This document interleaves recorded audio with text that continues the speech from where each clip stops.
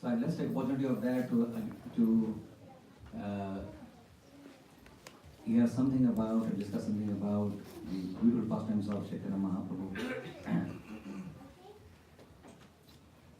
Gauranga Mahaprabhu had a very, when you look at Gaur and Nitai, they had a very different type of approach in bringing people to the fold of Krishna consciousness.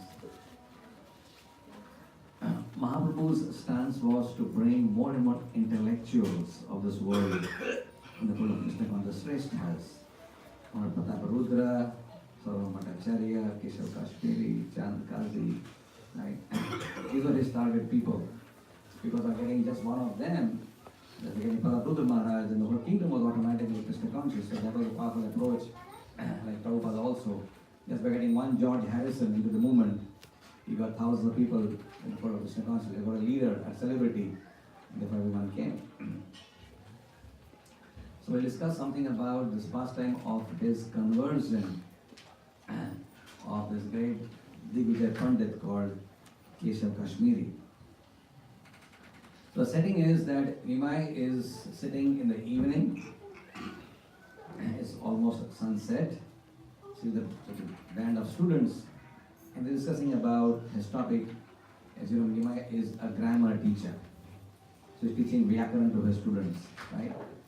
At that time, this Pandit, Keshav Kashmiri, as the name suggests, he was hailing from Kashmir.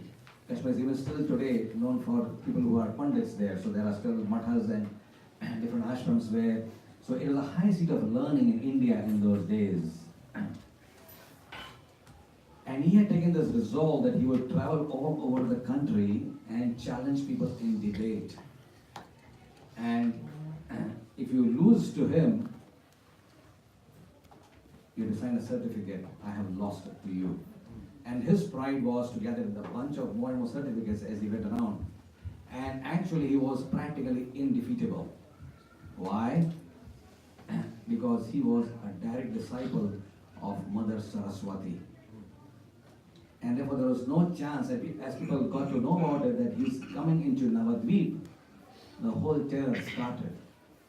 So Navadvip was also another huge seat of learning where there are so many Bhattacharyas, so many Mishras, and so many people who are having what we call now as coaching classes or tutorials. And there are thousands upon thousands of them, and there are so much erudite scholars in Navadvip. But the fact that Keshav Kashmiri is entering there now was a big anxiety, and people were really scared, because who wants to get defeated in front of your students? He comes and challenges, your teacher, and it is you just can't debate with somebody who has Mother Saraswati's blessings directly with him. It's impossible. So when the terror is going on, so they thought of a plan. I said, let's put Nimai to debate with Keshav Kashmiri. But if he loses with Nimai, then you lost to one of our persons in the village who is only a 14-year-old boy, who is just a grammar teacher. So in order to talk about people like us, we are much better than him. So they were actually hoping that Nimai would get in touch with him. So that's in the same setting, Keshav Kashmiri is coming. He wasn't walking the road. He used to come on palanquins. And he was a big person. And there were a few dozens of drums in front of him, dozens behind him. There was drums, there was bugles, there were shlokas. He had a pompous, splendorous, sort of presence wherever he went. And therefore he was very glamorous. He was truly one of those celebrities which up there, right? So he's walking there, and he just comes down at this time it is dusk, and he says, you are the Nimai Pandit, right? I heard you are a grammar teacher, people talk highly about you. So pranams, Keshav Kashmiri. Nimai was very respectful. Very respectful. Now, we have heard about your scholarship so much. Can I give you a request? I say, yeah? What do you want me to say? The Ganga is flowing so beautiful over here. Can you compose some shlokas to glorify Mother Ganga? You will be blessed to hear from a scholar like you. And that was not even a challenge for him, because that was something which he did effortlessly. And there itself, spontaneously, not by-hearted slokas, he just started composing. In 1 hour straight, he composed 100 verses glorifying Mother Ganga. Who can imagine him doing that, right? It wasn't something from some scripture which he had bought before, just downloading that. He wasn't downloading, he was just composing and speaking it out right away. 100 slokas of Mother Ganga. Like the raging wind he was speaking. And his students were completely aghast. What is this man's intellectual prowess? Look at how the Sanskrit. Of course, they confessed that we didn't understand much what he said. It was so high. The grammar was so high. The command was so high. I said, so Nimai was so happy to hear this. He said, oh, this was so wonderful. So he's saying, so Keshav asked Nimai a question. Is there any one verse would you like me to elaborate upon? You can tell me, and I will elaborate on some. Is there some verse you would like me to elaborate? He said, yes, I would like to elaborate on this verse.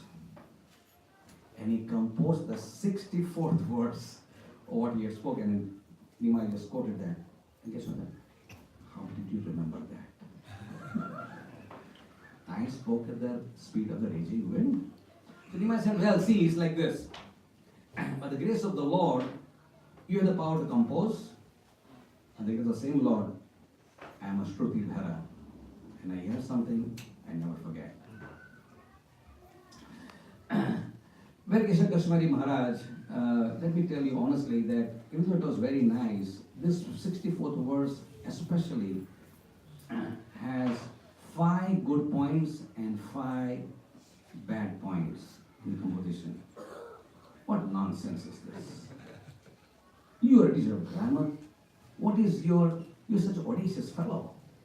You don't even have the adhikar to understand composition because that's not in your field of knowledge. You're just a grammar teacher. How can you make a comment on somebody so high? It's like a KG class student said, Sir, aapko kuch aata nahi hai. The guy is in a PhD scholar from IIT Mumbai, and the guy is in a KG class, and he said, Sir, what are you teaching? All nonsense. It's like that. You don't know what I'm talking about. No, let me tell you some more details. So you must start analyzing the shloka. So okay, tell me, go ahead, tell me.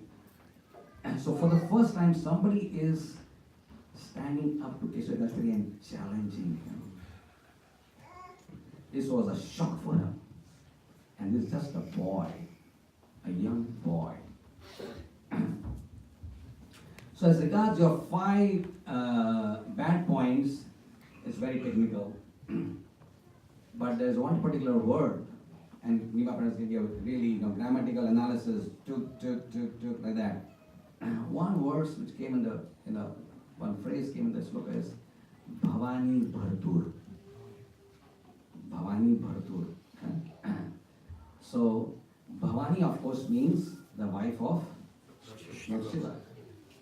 And Bhartur means one who is maintained by Lord Shiva.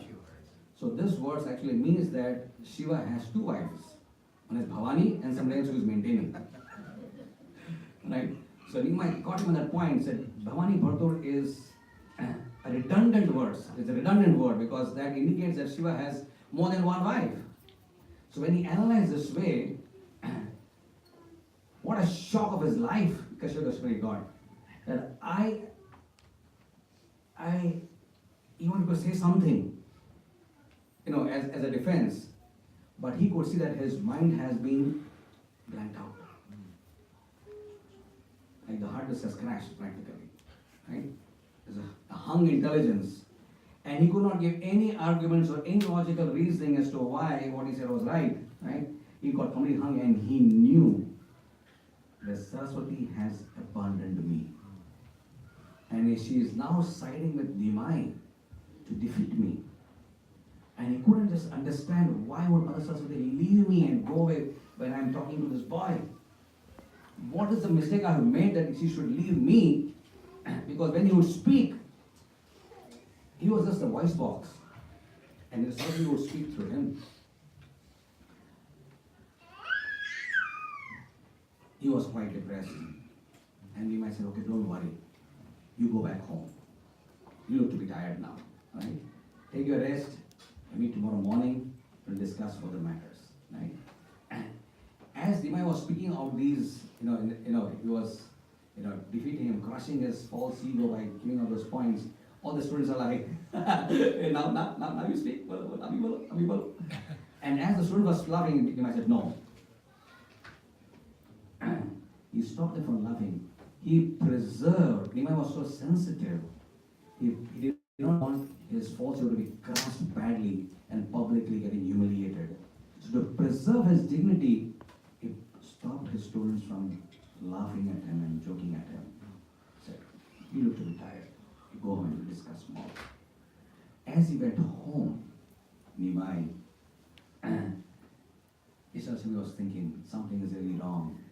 And he prayed and he prayed and he prayed to Saraswati. What happened? Why am I defeated by this boy? In the night, the merciful Mother Saraswati came in a dream vision and revealed. What I have always given you over the last so many years was not my highest blessings. What I have done today to you is my ultimate quota of blessings to you. Because the person you are talking to is the Supreme Personality of God Himself. And it is I, your mother Saraswati, who actually bows down my head in humble supplication to this personality. Whatever knowledge I have is coming from, is the source of everything. Janmandyaseta yataha, right? Is the source of all knowledge, of all beauty, of all renunciation, of all wealth. Everything comes from Sri Krishna. Am sarvasya prabhavo manasvam pravartate. Iti mata bhajante ma mudbhava samannita. So, for the first time, so it revealed that this boy who looks so innocent, small, young Vyakaran teacher, is the Supreme Lord Himself. He understood. And he trusted Mother Saraswati's diagnosis that He is the Supreme Lord. The very next day in the morning, he rushed to the house of Nimai Pandit, fell flat at his feet, that I surrender. I am so glad that I have been defeated by you. And it is ultimate blessing on me that today you have revealed that you are the Supreme Lord and that I am simply an insignificant servant. His false ego crushed. He accepted Nimai as his Lord and Master. And he already had known so much. Now he would use his knowledge for preaching rather than for gathering more certificates. He turned into a Vaishnava. And he used his knowledge to then bring more people to Krishna consciousness. Something similar happened with the Chand Kazi. Now here is a scholar. Here now we're talking about a Yavana. Nimai was so special. The previous few days, as more and more Harinam was spreading in Navadvip into the direction of Nimai Pandit, the Muslims became more and more active. And they spread terror around. Anybody who was seen publicly on the roads doing Harinam Sankirtan, they would beat them up, whip them, break with the murdangas, run in the house, and sometimes even kill them. Right? So there was a huge amount of hate which people had generated among the followers of Harinam Sankirtan, as was promoted by Lord Chaitanya. So Nimai would say, you go ahead, don't worry, you come on, you do Harinam, don't worry, I'm there. So they would go, but they would get very terrified because Muslims were very, very ferociously against these practices and public demonstrations of what they call as Hindu rituals. So they would come back and said, you feel very insecure going there. Nimai understood that actually for him to spread Harinam, he had to take a major step forward. He said, okay, tomorrow, all of us will go and march to the house of Chand Kazi.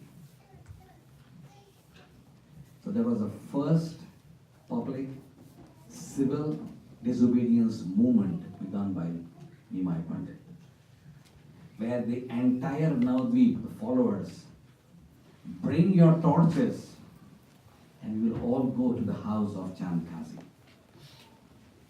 And people were excited. And we were saying, before, in the previous seminar, unity is strength. Unity is strength. So here was unity. So everyone, young and old, everyone was busy doing what now? Making mashals, making torches. And it is explained in Chaitanya Bhagavat, we won't believe this, because a leap of faith, that there were not hundreds, not thousands, but billions of people. Where did they come from? Maybe demigods joined them.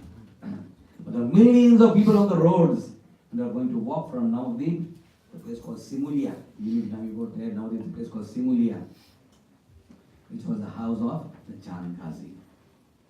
With mashals, the whole torchlight, you can imagine millions of mashals people are holding. The whole sky was illuminated brightly.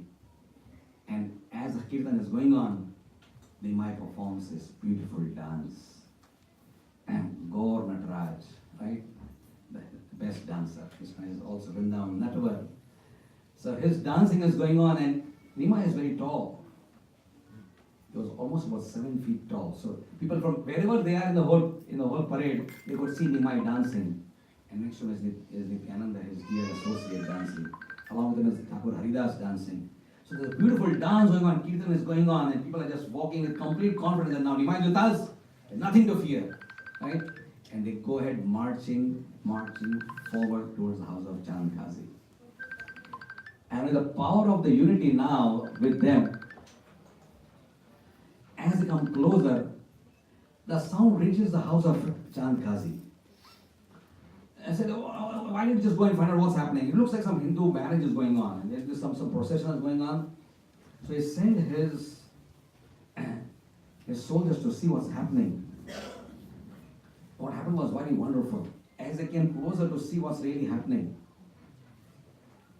the Kirtan party is coming from one side, they start mingling as if they are like ordinary people. They start mingling and just trying for what's happening. As soon as they would see and would do something wrong towards them, their beards would get fire. They get blisters on their faces. And just by seeing the mesmerizing impact of the entire activity, some Muslims started chanting, Hare Krishna, Hare Krishna. So they were getting affected. They didn't know what's happening to them. Somehow, by the mystical power of the Lord, these people were completely anti type of people. They started chanting Hare Krishna irresistibly. People walking from the road, the doors are open. People just join the procession. All the doors are open. All the doors were, unlocked. People just running out behind Nimai. And the thieves thought, what time to steal? No one in the house. But as the thieves would start coming out through the parade and wanting to enter the house, the moment they heard Harinam, they forgot that they were thieves. They forgot that they were thieves and supposed to do some theft. That was the power of the Harinam. Mahaprabhu said before he started this procession that I will create a downpour of love of God right now. What is Mahaprabhu Chaitanya for in this world? He has come to flood the world with Krishna Prem. Not just few drops of Krishna Prem. Flood the world with Krishna Prem. And who can resist a flood? Nobody can resist a flood. When the flood comes in, everything gets swept in, right? Buildings, trees, animals, everything just gets swept. So whoever you are, Nastik, Astik, Muslim, this, that, any denomination of religion, everyone will be swept by this whole deluge of love of God that Mahaprabhu was bringing. And this is the first time in the history of human beings that love of God was brought on the roads and distributed publicly to everyone. First time in the history of mankind. Never done. That's why Kaviraj Goswami says, Anar Pita Charim Chira Karunaya Avtirna Kalau Samarpaitum Unnato Yorasam Swabhakti Sriyam. What was never been before. Charim Chirat means for a long, long time. How much long? How long is this? This Leela is so special. Bringing love of God on the roads to give to anyone is so special. Mahaprabhu comes only once in a day of Brahma. Brahma's 12 hours of his day, 6 a.m. to 6 p.m. is roughly around 4 billion years. And one night, 6 p.m. to 6 a.m., is another 4 billion years. So actually it is 8.64 billion years that Mahaprabhu comes once. That's a long, long, long, long time. Right? With no other avatar gives, neither Narsinga Dev, nor Vaman Dev, nor Varaha Dev, nor Kurma Dev, nobody comes and brings love of God. They come and destroy demons and establish basic principles of Dharma. But nobody comes and gives Krishna Prem, which is the highest perfection of human existence. But that Mahaprabhu gives freely. Patra Patra Nadeki, Nadeki Sthana Sthan. So here the whole march is going on. And Chandas realizes that there's an attack on him now. And he hides. He just hides inside his house, right? And Chandas and Nimai Pandit goes there. And the people are so much now agitated with what he had done. Said, and people start shouting this mantra. Kill the Qazi. Kill the Qazi. Kill the Qazi. As the sound is coming closer, he's getting completely petrified because he cannot. He has a few, maybe 100 soldiers there. And here on the roads are millions of people. What is a match? There's no match, right? So he just gets completely petrified and hides in his house. And they start destroying the gardens, destroying trees, destroying his palace. People are like, now, kill this man. And he's the guy, he's the villain here, right? And he might make them quiet. No more. So go and call the Qazi. The Qazi comes in a very nervous state. Yeah, please sit down. So I want to have a dialogue with you. I know, but you come with so many people, what kind of a dialogue is this? No. Actually, the Chandas are saying, Nilamar Chakravarti is my uncle. Chakravarti is the grandfather of Nimai Pandit. So we were in the same village, he's like my kaka. So you are like my nephew. So, nephew and uncle, can we have a dialogue on that platform? Oh, yeah, fine, just go ahead. So Rima starts asking a question. My dear Chand Qazi, why do you kill and eat the holy cow? Why do you butcher and slaughter our cows and eat them? Chand Qazi was a scholar also of Muslim Dharma. So he knew a lot. He had read everything. So he starts confessing. First he starts saying, actually, is it not true, Nimai, that even in your religion, you also kill cows and offer them in sacrifice? You have this Gomedi Yagi also? Nimai says, yes, that's true, yes, Gomedi Yagi is there.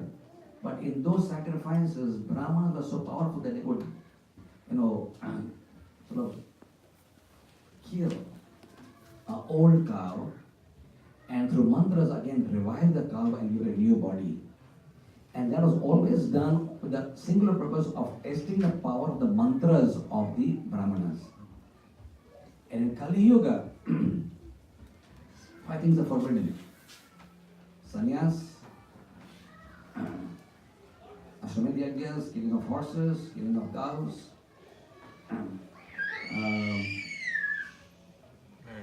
the brother, the person conceiving a child in your brother's wife. These things are not to be done in the age of Kali Yuga. So Chanda was satisfied with that. And yes, that makes sense. And he started saying, in our dharma also we have pravritti marga and nivritti marga. The path of enjoyment is called pravritti and the path of return is called nivritti.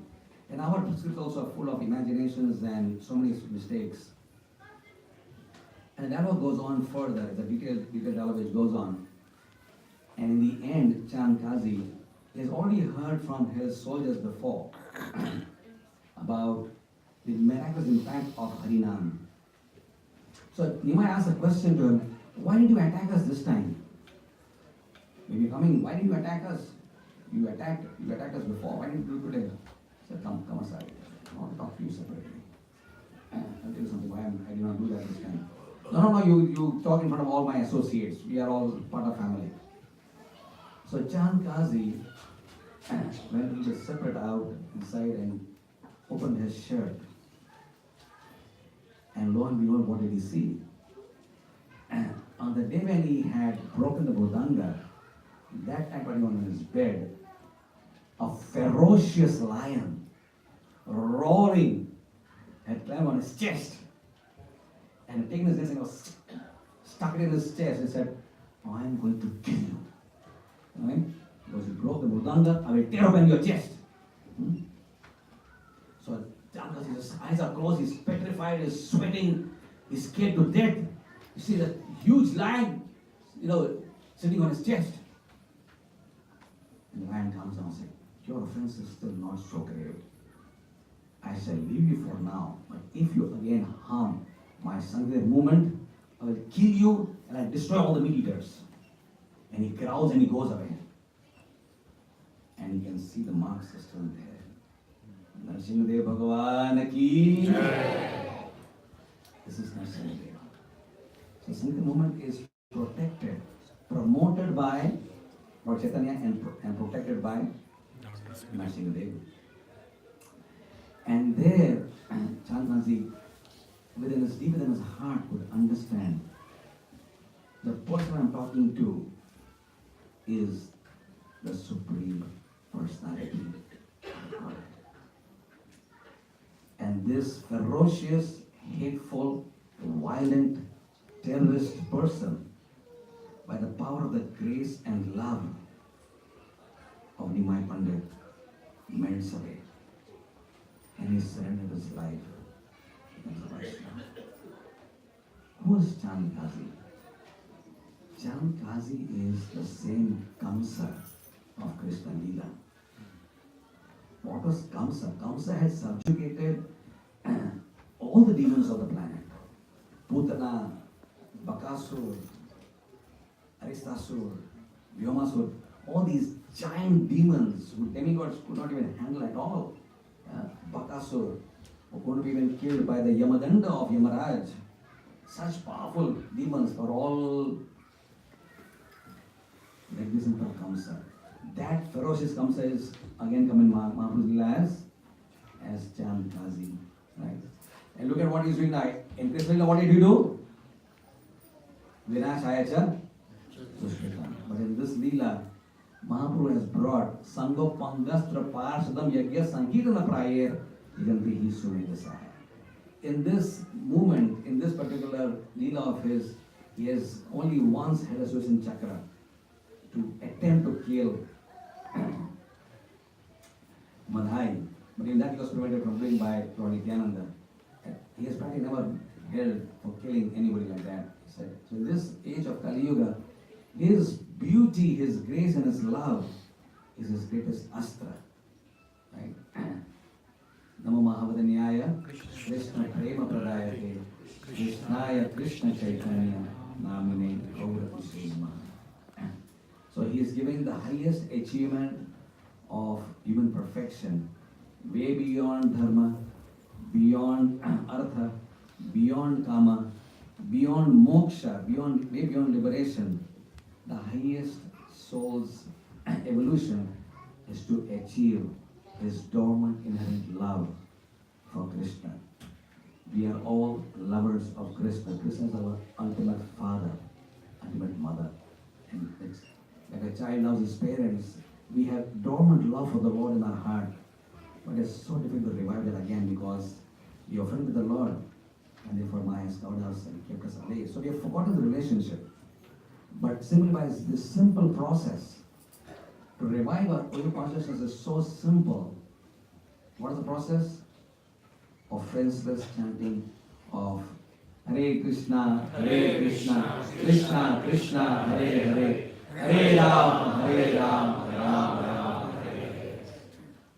So as we are going to this Lord Purnima festival, let us again remind ourselves of the great mercy this divine grace has brought to this planet. Mahaprabhu was there in this world 500 years ago, but if it wasn't for Srila Prabhupada, this process which he had brought had already been sort of effaced from this planet for a long time.